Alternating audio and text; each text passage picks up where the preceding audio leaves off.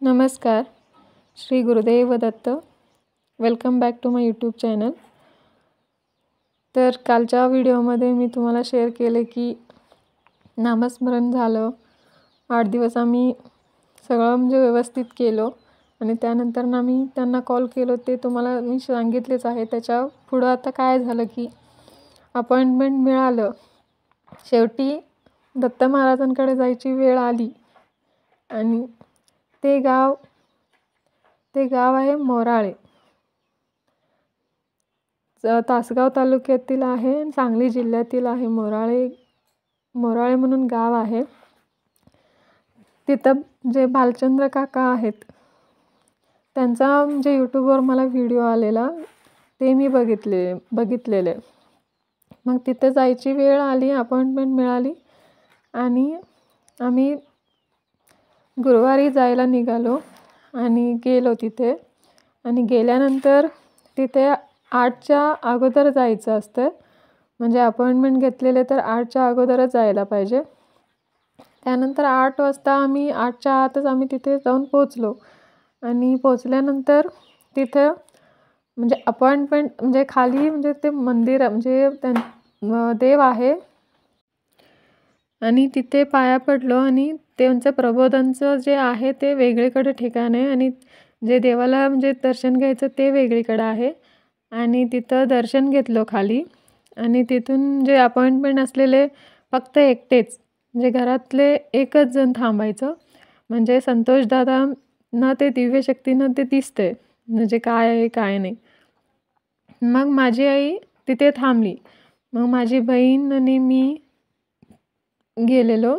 मग आमचे 2 मुलं, आम्ही सगळे गेलेलो. मग माझी आई अपॉइंटमेंटला थांबली आणि माझी बहीण बाहेर बसली. मुलांना आतमध्ये अलाउड नव्हतं.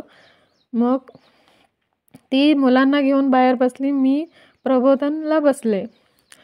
तर प्रबोधन सगळं झाल्यानंतर 11, 11:30ला त्यांची ती दत्त महाराजांची आरती चालू होते.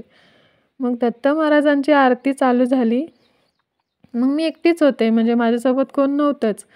मग आरती चालू झाली आणि चालू झाल्यावर ते नामस्मरण करायला लावतात. दिगंबरा दिगंबरा श्रीपाद वल्लभ दिगंबरा. ते जोरजोरात अंतःकरणातून म्हणावं लागतं. अंतःकरणातून म्हणायचं, जोरजोरात नामस्मरण करायचं. आणि नामस्मरण चालू झालं आणि आरती चालू झालं. आरती चालू झाल्यानंतर पूर्ण माझं शरीर पूर्ण असं एकदम गरम व्हायला चालू झालं की मला असे एक वेळ काहीच सुचेना झालं. काय व्हायला लागलं मलाच कळेना झालं. मग अचानक एकदम आरती जोरातच चालू झाली. मला न कळताच माझी शुद्ध हरपली. एकदम डोक्याला हात लावून मी चिरडलेलं माझ्या लक्षात एवढंच आहे. नंतर माझी पूर्ण शुद्धच केली. माझी बॉडी माझ्या कंट्रोलमध्येच नव्हती. मग पुढं काय झालं, माझ्या घरचे तर नव्हतेच, कारण तिथे सांगितलेलंच मी तुम्हाला शेअर करायले.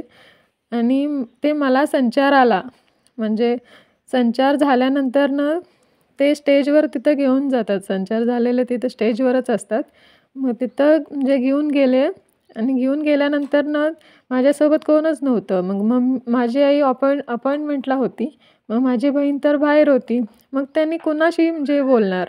मग ते घरचे कोणच नव्हते, मी एकटीच होते.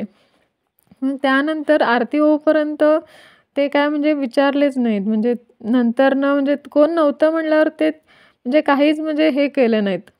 मग त्यानंतर आरती सगळं संपल्यावर मग सगळं संपल्यानंतर मग माझी आई आली, मग माझी बहीण आली. तर तिथे सगळे लोक सांगायला लागले की तुमच्या मुलीला संचार झालेला म्हणून.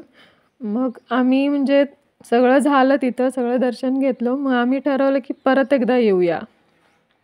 मग माझ्या आईला अपॉइंटमेंटमध्ये दिव्य शक्ती बघून संतोषदादांनी सांगितले की तुमच्या घरात करणी बाधा खूप आहे आणि आसुरी शक्तींचं खूप त्रास आहे, आसुरी शक्त्या आहेत म्हणून सांगितलेलं.